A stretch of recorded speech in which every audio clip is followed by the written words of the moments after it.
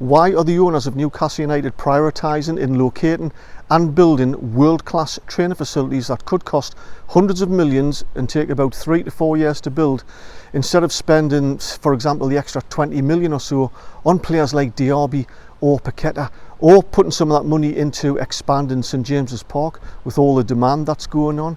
Well, in this video I'm going to explore the answers to some of those questions, find out exactly why this is a priority for the owners, what sort of facilities Newcastle United are going to end up with, but also I've been here at Newcastle Racecourse in the Parklands area to explore where I think they might be building it. It's coming up.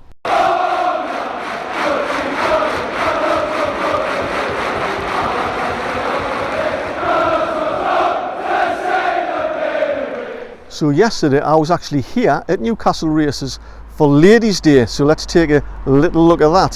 So today I'm at Newcastle Races. It's Ladies' Day, it's Saturday the 23rd of July.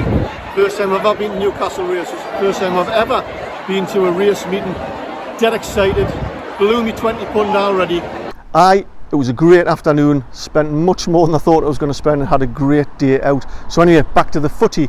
Amanda Staveley's made no secret of the desire to make it a priority to invest money in building world-class training facilities.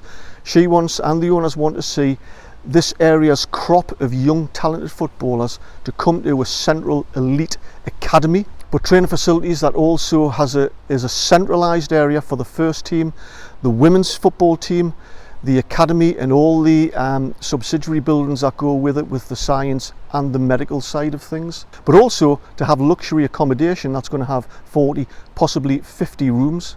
It is believed that the owners actually went to Woolsington Hall in the early days after the ownership takeover, but there were complications with that particular land. It is big enough, but it's grade 2 listed land, I believe, and there were planning complications, so they've ditched that idea. So they've been looking at other, I believe, rural and semi-rural areas, which has brought them eventually to here, Newcastle Racecourse, which is owned by the Reuben brothers through the Arena Racing Company Limited, and which they own the golf course as well, which is behind me. But on their travels, Amanda Staveley and Mehrdad Gadusi looked at other world-class training facilities.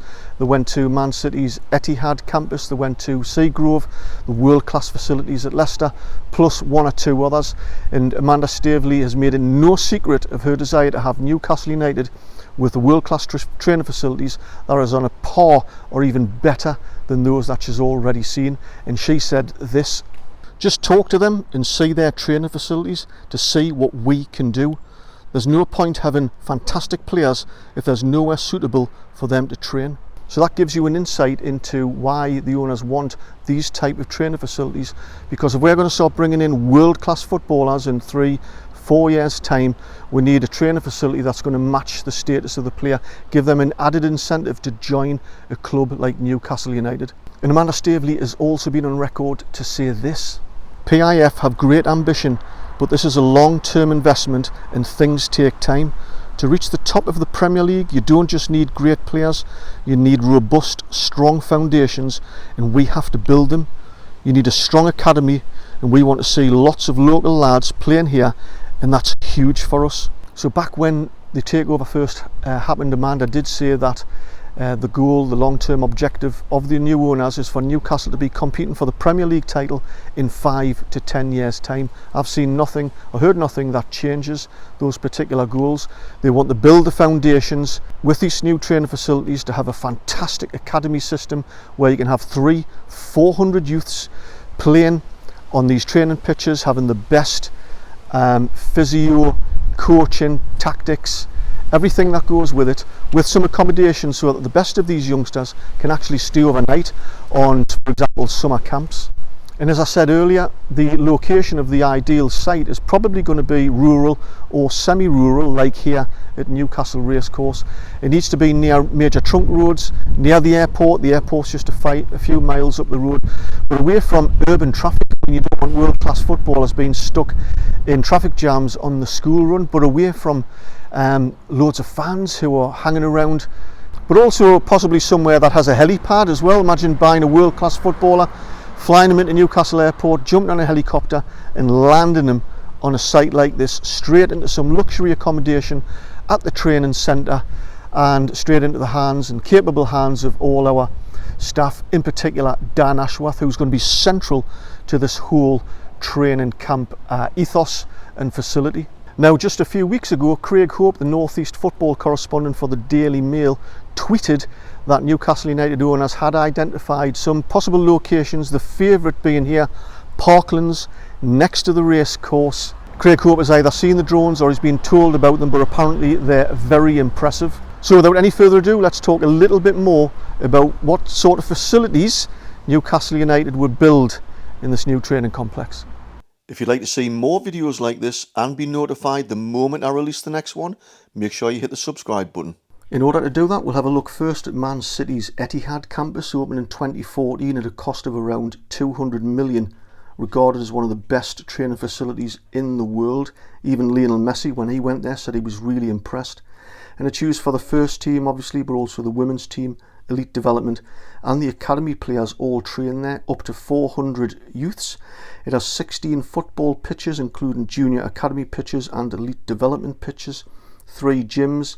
It has a 6,000-seater stadium to host special matches, including women's games, cryotherapy, hydrotherapy and ultrasound rooms, 6 swimming pools.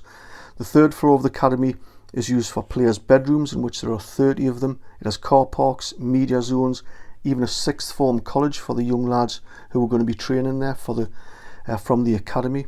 It has an institute for health and development, and in 2008 Sheikh Mansour said, "We are building a structure for the future, not just a team of all-stars." Now, all of that takes up approximately 80 acres, so you'll get an idea as to the size of the land that's going to be required. Now, looking at Leicester City's training facilities at Seagrove in North Leicestershire, that was opened in 2020. That's just a magnificent setup. It has 7 buildings, including the King Power Centre and the Sports Turf Academy. It has 30 bedrooms, 21 playing surfaces, which include 14 full-size pitches, 2 show pitches for selected matches. One of them has 499 seats for media and special guests. They've also had an area of land where they've planted 21,000 trees for its wildlife, a 9-hole golf course, and all of that is a massive 185 acres. Now, I'm not suggesting that Newcastle needs something that big, but you'll get a feel for the size of Man City's, which is 80, Leicester's 185. It's going to be a pretty big area of land that we're going to need. So when I started to look at potential areas for the new training facilities, I was naturally drawn to goals. It seemed like an obvious area. The 5-a-side setup, it has some AstroTurf pitches and an area of wasteland directly north of it, which is quite big. Now, of course, I don't know who owns the various sections of land, but Goals and the gym that's next to it are private companies. They're not owned by the Reuben brothers. So after chatting to staff and discovering 1 or 2 things, I've, for 2 or 3 reasons, discounted this area. One of them being it's not quite big enough. It's only about 60 acres. I think it'll all be a bit of a tight squeeze. Secondly, right in the middle of this area of about 60 acres is an area of woodland. I don't think the Newcastle owners will have the appetite to destroy woodland and its natural wildlife, but also the 5-a-side setup is a community facility, and especially for young kids to use to play 5-a-side and to start getting into football.